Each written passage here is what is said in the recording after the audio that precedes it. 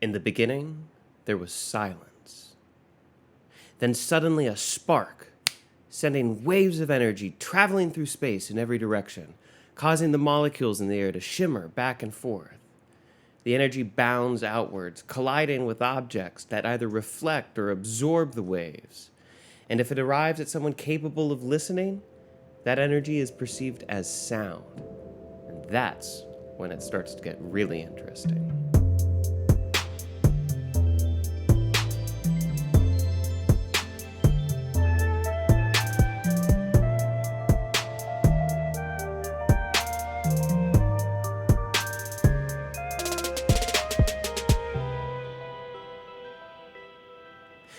When we hear a sound, we use our brain to organize what our ears are perceiving, and we use our memory to place it in the context of other sounds. With the speed of a supercomputer, we analyze and interpret the sounds in terms of pitch, rhythm, tonality, harmony, meter, and melody. As we progress through this course together, we will be returning to these core concepts again and again. We'll also study music notation, which is the written language developed over hundreds of years to record and publish music. When we study new topics together, we'll give equal attention to the concepts and the notation, using our understanding of one to strengthen the other. Our study begins with pitch.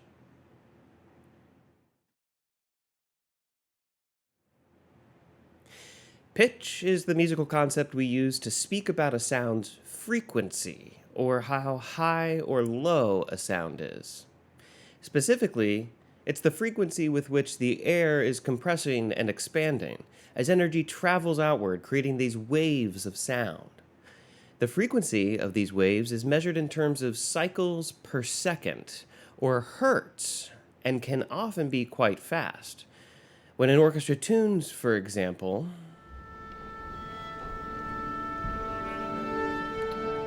that note is vibrating at a fundamental frequency of 440 hertz, or 440 times per second.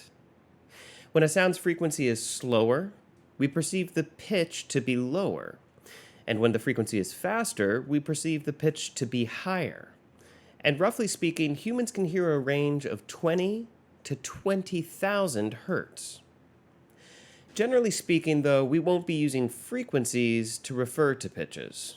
Instead, we'll be using a musical alphabet, commonly used in English-speaking nations.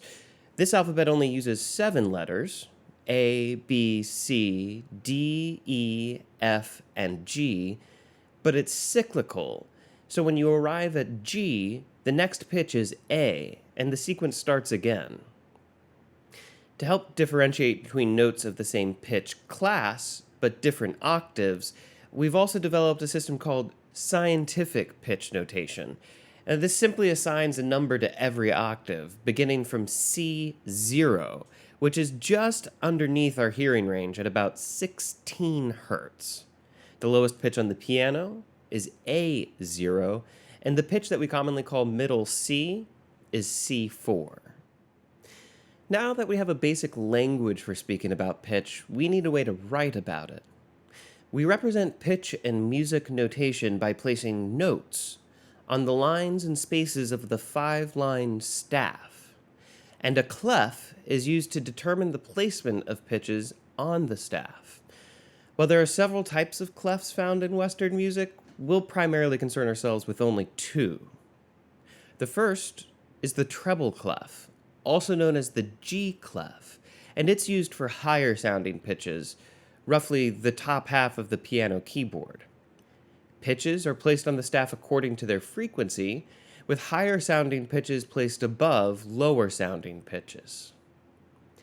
We call the treble clef the G clef because the lower loop at the base of the clef encircles the line where we place G4, the second line. Using this pitch as our guidepost, we can go up and down the staff, placing pitches according to the sequence of our musical alphabet. And lastly, when we need to write pitches that go beyond the borders of our 5-line staff, either above or below, we use ledger lines, which are short lines that serve as temporary extensions of the staff. So rather quickly, we have a basic system to write about pitch. Now, before we move on to other topics, you might want to pause the video here and take a moment to practice the exercises in Chapter 1 of Music Fundamentals for Musical Theater. When you're ready, we'll continue our discussion.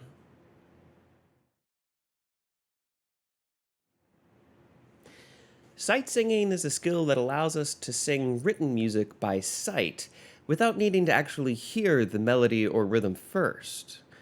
We do this by way of audiation, which is the ability to recall and hear sounds that aren't actually there. I call it auditory imagination, and just like any other skill, it takes practice and repetition to develop. So let's begin our practice of sight singing by having a look at the major scale. We'll need it in a moment to help us with the language of sight singing. Oftentimes in music, we'll divide pitches into in-groups and out-groups. With the major scale, we will be including 7 pitches and excluding the remaining 5. And then we'll name the groups diatonic and chromatic, respectively. Taking our diatonic group, our in-group, we create a scale by arranging the pitches in order of their frequency, both ascending from low to high and descending from high to low. The major scale doesn't just separate the pitches into diatonic and chromatic, though. Even within our diatonic group, we give a special prominence to one pitch over all the others in order to form a frame of reference for the others. We call this special note the tonic, and we will use this pitch to name the scale, as well as serve as the starting and ending note. Within this particular collection of pitches, C represents the tonic. So not only will the scale begin and terminate with C, but we'll also call this major scale the C major scale. In our next video, we'll do a really deep dive on the major scale. For now, in order to begin sight singing, we're going to simply label the pitches in a way that tells us where the pitch lies within the scale relative to the tonic. Now, the most intuitive way to do this is by numbering the pitches as they appear in ascending order. The tonic pitch, C, is labeled with the Arabic numeral 1 and a circumflex over it. We continue numerically through the ascending scale until arriving at the tonic again and labeling it with the numeral 8. We call these numbers scale degrees, and they serve our purpose elegantly. They distinguish one pitch as tonic and identify the remaining pitches by their distance from that tonic. For us, the last step is to translate scale degrees into something more suited for singing, and for that, we turn to solfege or solfeggio. Solfege is a method of solmization, a method of assigning distinct syllables to every note of a scale. There have been many various and interlocking solfege systems dating as far back as the Renaissance, and you can still encounter variations to this day. For our purposes and learning goals, we'll be using a system commonly called movable do, in which the tonic pitch, scale degree 1, is always called do. The scale degrees 2 through 8 correlate to the syllables re, mi, fa, sol, la, ti, and do. When it comes to sight singing, we rely on audiation to imagine not just the pitches, but also the distances between them. Now, when we employ solfege to sing scales and melodies, we're strengthening our ability to hear these distances. Because regardless of where we place tonic, the solfege syllables all preserve their relative positions to one another, since they're built on scale degrees rather than specific pitches. You can use the melodies at the end of Chapter 1 in our book to strengthen your new skills. As you start out, begin by analyzing the melodies and assigning the appropriate scale degrees above the staff. Then proceed to translating those scale degrees to solfege syllables and write those below the staff. Once you're happy with your analysis, it's time to practice singing the melody. Use a pitch reference like a piano or an app to hear your starting note, then try singing the melody using your imagination to hear each successive pitch in the instant just before you sing it. At the end, use your pitch reference again to check yourself. If your ending pitch doesn't match, you may have made a mistake earlier in the melody. You're going to want to sing each melody several times, going very slowly and stopping to practice as needed. Once you can sing the melody from start to finish, be sure to sing it several times correctly before proceeding on to the next melody. Our goal here is developing a familiarity with the positioning and the relationships between scale degrees, and repetition is going to be necessary to accomplish it. All right, that brings us to the end of the first half of today's video, so let's take a brief intermission before turning the page. Stretch your legs, get a drink of water, eat some orange slices. More knowledge after the break.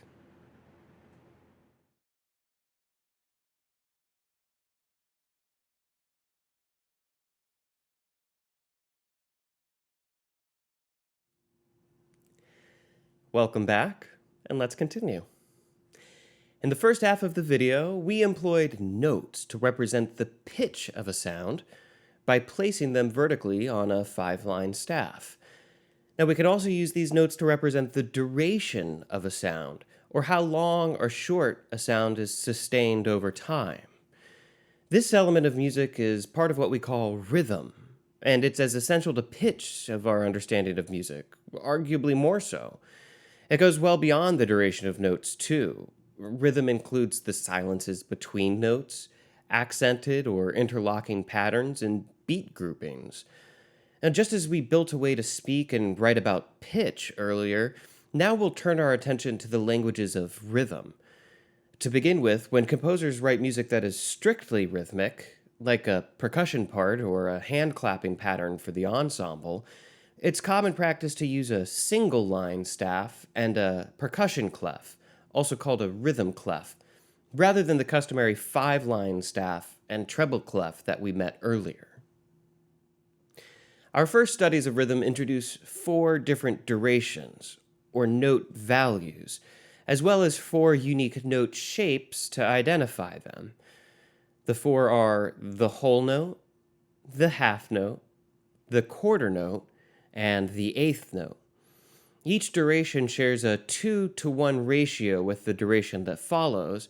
For example, 1 whole note is equivalent to 2 half notes, 4 quarter notes, or 8 eighth notes. Note values are indicated by note shapes, which are distinguished from one another by 3 things: the note head, the stem, and the flag. The whole note is represented only by a note head, hollow and ovular. Then the half note also makes use of a hollow, ovular note head, but adds a stem.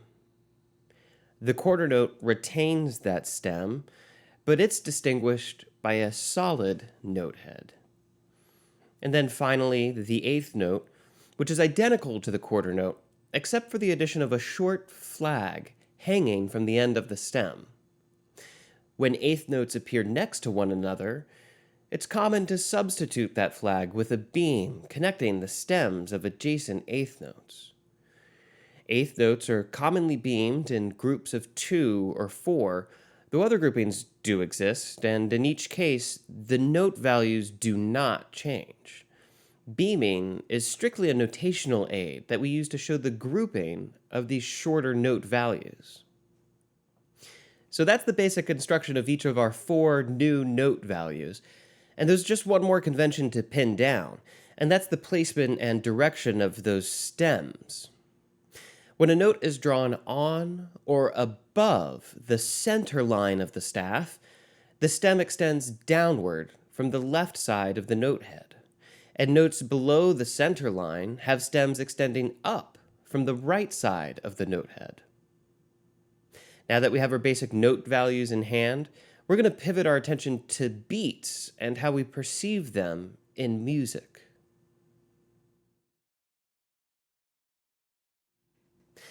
Most of the time, the music we study is governed by an underlying pulse, which we perceive as a steady series of beats. And over this pulse, pitches and rhythms interplay to form melodies and motifs. But the pulse of the music doesn't just organize the beats into a steady, predictable order. No, it goes beyond that, using emphasis to create strong and weak beats, and then uses emphasis to create groups of beats, usually in groups of 2, 3, or 4. When we perceive these beat groupings in music, we're observing the phenomenon called meter. If you've ever studied Catullus or Shakespeare, you've encountered meter already.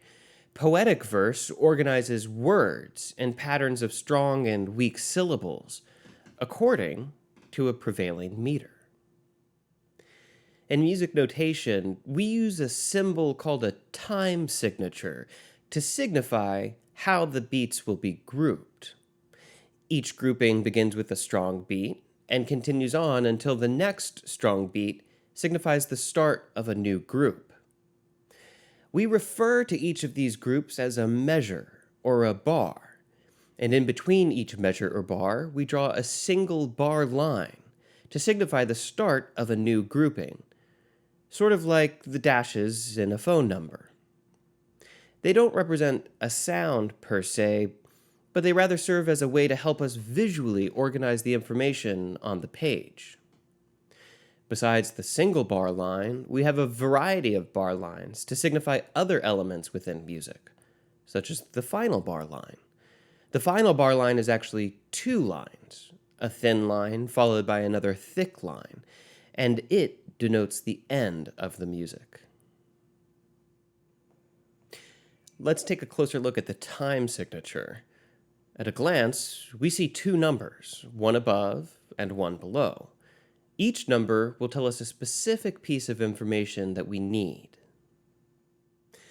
The number in the upper position signifies how many beats are included in each measure. This can be virtually any number at all, although 2, 3, and 4 are the most commonly used. In our example, there are 4 beats. The number in the lower position tells us which note value we're going to use to signify each beat. The options are more limited than before because this number corresponds to a specific note value. And since we only have 4 note values in our toolbox so far, there are only 4 options available to us for the lower number. We use the number 4 in the lower position to indicate a quarter note pulse. Music with a half note pulse has a time signature with a 2 in the lower position, while music with an eighth note pulse has an 8 in the lower position. It's even possible to represent each beat with a whole note by placing a 1 in the lower position of your time signature. Our time signature here is made with a 4 above and a 4 below, which tells us that in the meter of the music to come, each measure will contain 4 beats, and each beat is represented by a single quarter note. Time signatures are a fairly easy concept to grasp. There are only 2 components to them after all, but people trip up when they confuse the roles of the upper and lower numbers. So with that in mind, take extra care when studying time signatures.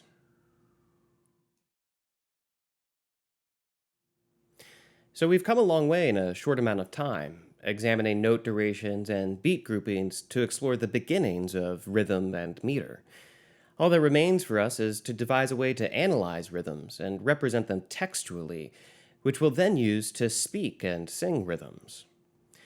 For this, we have a method of counting rhythms, which assigns a specific number or syllable to each sound according to its position within the measure and within the beat. In a lot of ways, it's analogous to solfege, but adapted for rhythmic study. Let's recall our 4/4 time signature and the 4 note values we've learned already. Counting is rather straightforward. A sound of any duration that begins on a beat is assigned the number 1, 2, 3, or 4, according to its position within the measure. A sound of any duration that begins on the 8th note value between beats should be indicated by an and, an ampersand, or the word and. If a note value extends for more than a single beat, For example, a half note or a whole note, then we'll use parentheses around the beats that are eclipsed after that initial attack. Now, these parentheses are only ever necessary when entire beats are obscured by a larger note's duration.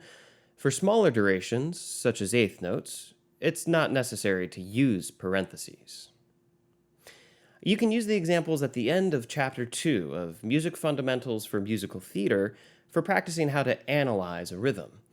First, writing the counts below the notes, and then clapping or speaking the rhythm in tempo.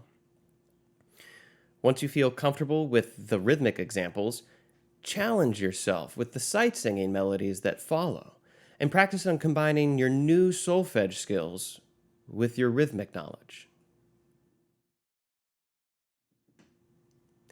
We learned a lot today.